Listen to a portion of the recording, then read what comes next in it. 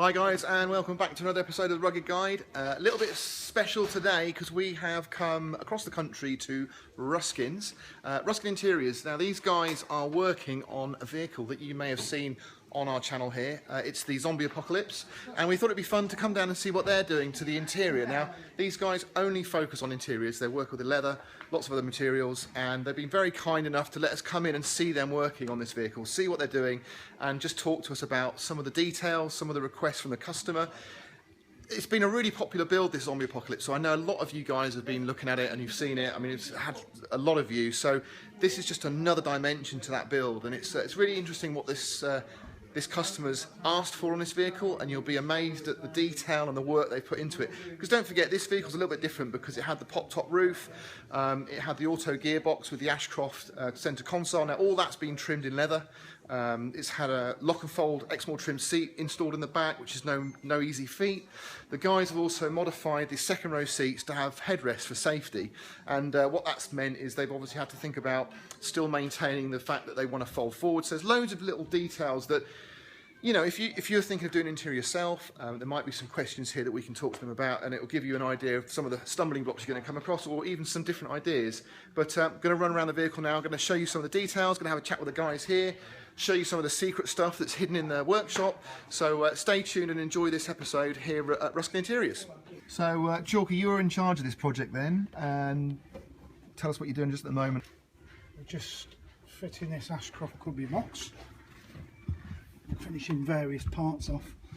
Part of this, the cubby box that we've done on this, we've continued the theme, you know, through to the main car. We've got the Napa, we've got auto grain, we've got the Alcantara. We've done all the inserts, the pockets.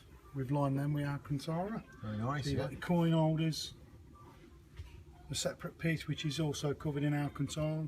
The pocket of the front pocket itself is covered in Alcantara to match it straight through.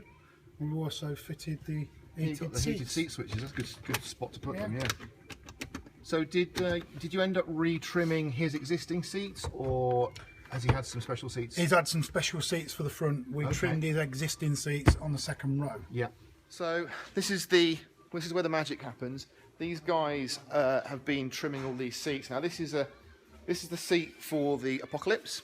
I'll get Chalky just to tell me the details on there, but as he said before, he's got a lot of different types of leather, Alcantara and auto grain, no grain. There's perforated on there. I mean, he's probably gone through the whole swatch list there and put everything on. But that's a nice looking seat. It's not just these seats that have been done in leather. Obviously, you've got the second row. You've also got the interior trim. These door cards as well have all been done to match, so everything's sort of following the same lines. So what's the style called on these? What? We call them an RDS. An RDS. Okay.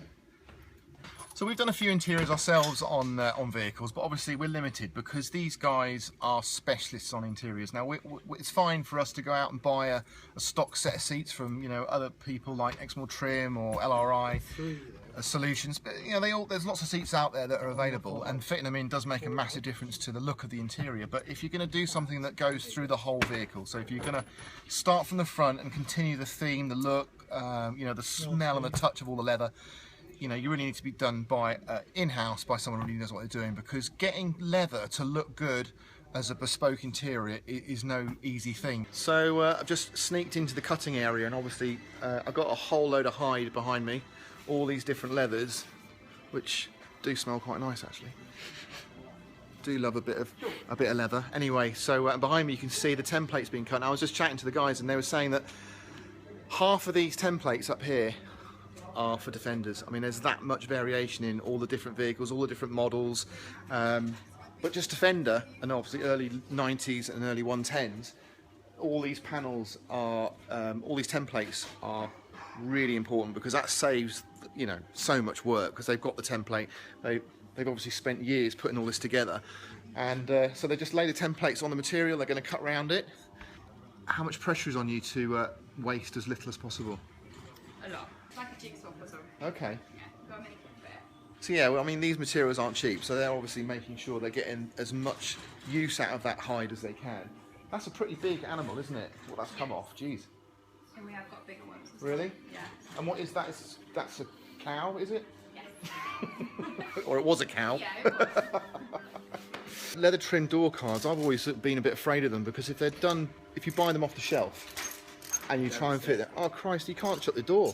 Do you know what I mean? It's just like there's too much material on the card. Which is right, if you look at the one that has been fitted on the passenger side, Yeah. most customers have a problem with the electronic. Yeah, And yeah, it 'cause sticks, it's- so yeah, you go can for see it. it where the join is, where the actual, Yeah. it's one line all the way down. Yeah. So it doesn't leave a huge gap. No. Because this is normally where you get the problem. That sticks Yeah. out, doesn't it? Yeah. But that's all nicely, and this is that's a tough area as well. Yeah. To get right, and I've not seen it better than that done before. Because that is. But even like the top corner, you see where that's got the same join as what that has. But look, it's flat, it's square. Yeah. So the same with the buttons. Yeah. Normally visually with a button because the shroud shrinks inwards, so it grips the button. I'm not going Where to. I'm not going ours to say it don't. out loud. I can see what you've done with that door card. That's good. Yeah. And do you know what? It's you've probably done a few and it's not worked, and you thought you're going to have to come up with a solution. Yeah. Where the window mould is for the window surround. So if it's got electronic doors, you still have a mould. That we hole. fill our mould in. Do you? So you can't see it. So yeah, you put a little disc in there where that hole was, or whatever you mean. Yeah. And it's Yeah, and that is flat. again. Finish. Yeah. Land Rover wouldn't do that. No. No, I don't think the bother would they? No. So Chalky, on these door cards, just going to Yeah. mention, you know the pins that go into the what are they called? You know the push fit plastic Yeah. receivers. The pins are the standard pins are quite short. Well, they're not super short. But do you use longer pins? No, because we're trimming the door card down so it allows for the thickness of the leather. Right. So the whole. Do you want me to say that out loud or not? No, you can. What? You know. There's another little secret, you see. Now, if you guys are going to be doing this yourself, just send it here. But if you absolutely have to, they were just saying, yeah. So trimming the door card back, taking the meat off the whole frame of it, yeah, Yes. means that when you put the leather on, you're back to the original depth, to and then you can original use the depth. original clips. Which is the same with the top of the door card as well. We take so much off the top because typical lean on Of course, yeah, touches the window. yeah, yeah. So we allow for that, so you don't have that plastic trim on. Right. So you don't have a plastic trim. No, No. because we trim it back so it allows Okay, for the yeah. flex. And that's all just that's brilliant. I mean, that's stuff that a trim shop would work out. It sounds obvious now he's telling me, but I wouldn't have thought of that, and that's the difference. So you obviously have learnt something. If you've watched this video, you've learnt something. So that was worth doing, wasn't it? So we'll try and get another one of those in before the end of the clip. So I actually thought that these guys would have just bought a carpet set from somewhere and lashed it in, but I just noticed, look, they're all being built, custom built by hand to fit that vehicle. 100% wool carpets. Yes. Leather trimmed, in not just in any old leather, but in the same matching leather that you trim the vehicle in. Yes. So that is. So I think it's unfair of us to discuss the cost of this interior, but just to give us a guide, what do you think having custom built floor mats would add to his build? I think that's Throughout that's a whole custom built, the whole mat or the whole car, as in carpet, because these were part of the whole carpet set. So the whole carpet set, then let's have a think about that, because I can compare that to something like the off-the-shelf stuff you get from Exmoor Trim. So the whole carpet set in general, generally including all the fitted footwells, the arches, it's over £1,000. Yeah, yeah. But that's all then fitted. Yeah. Obviously, So it's the labour of fitting it, the materials, the fitting high it, quality yeah, finish, the bespokeness of it, as it were. Yeah, that's the kind of stuff I can't even afford to have in my house.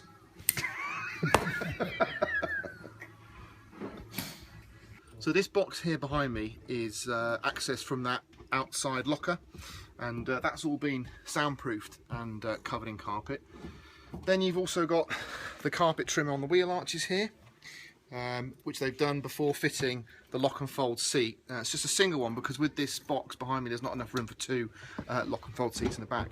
But then the really nice detail here, if I can switch some of these lights on, is just up here. Look, you can see now this is the original trim for the windows, but because this has had a modified roof, there's no guttering for it to clip onto. So you know, it's a lot of work to get that to sit still, to be there, to work properly. And you can see there all the detail. I'm just not used to seeing trim at this level, you know, with the stuff that's normally available off the shelf. Now I know obviously this is a different realm of budget, but you know, there's a lot of work here, and you can really see the difference in what you buy off the shelf and how it fits and how it looks to this sort of stuff.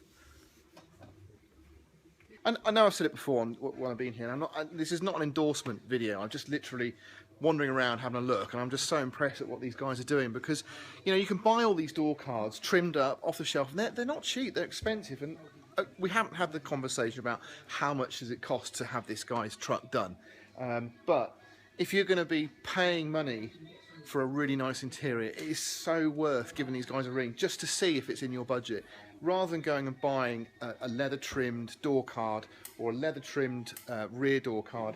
You know, why bother doing that when you can get something made yourself that's that nice? It's the quality, the workmanship's so different to what you buy off the shelf. And I know we can't all afford stuff like that, and that's fine. But if you can, if you think you can, give them a ring. You never know, you might be able to do it. But you're going to get something very different, very exclusive. So these bits if you're here, inside the car, yeah, you can still look in, right, and you still see it. so if by chance you happen to look in there, you're going to see leather. Yeah. Yeah. And of You can course, just see you've typical got- Defender, this is the most awkward bit. Yeah. It's This really is what close, we isn't it? always struggle with, because Yeah. it's so close. We've tried various ways of finishing it off. We actually finish it off by gluing the edge and then trimming it off Once it's right down. up to it. Once Yeah. it's down, then we cut it off, then Yeah. we re-glue it. Right. So this little bit here that you cut out, that's to allow for that stitch Yeah. when you fold it over, yeah? It's fine. But one thing I wanted to mention quickly that we haven't covered is this the second row seat. So it's a standard second row seat, the 60/40 that you get in the TD5 onwards up to the Pumas. But they don't come with headrests, and the guys here have actually put these headrests on. So these are custom built, and what they've done is they've stripped them apart before retrimming them, and they've welded some tubing in there onto the frames to keep the structure of the frames, the integrity of the frames correct, in case, you know, there's an accident or something. They're not altered at all, but it does give the benefit of having a headrest, which is really nice, and they've done a really tidy job. And just down here you can see they actually fitted this sub box, which is all pinned in and secure there. It is removable, so you can still utilise the whole space, the load space in the back here. Okay, so Chalky very kindly here, look, he's showing us this teak floor because it is pretty special. There you go. Wow. And what's under that? Something like it's dynamite. Dynamite, yeah. It's dynamite. So guys, that's it from Ruskin. Hopefully you've enjoyed this special edition of the Rugged Guide and enjoyed seeing the interior work there. If you missed anything, please have a look down. As I said before, I've done a link to all the previous vlogs we've done on this apocalyptic 110 Defender, and if you've got some other links, there's links down below to the guys at Ruskin if you're interested in having some stuff done with your own vehicle, or it doesn't have to be a Defender, they do Volkswagen campers, the whole lot. So if you've enjoyed it, please like and subscribe, and we'll see you again soon.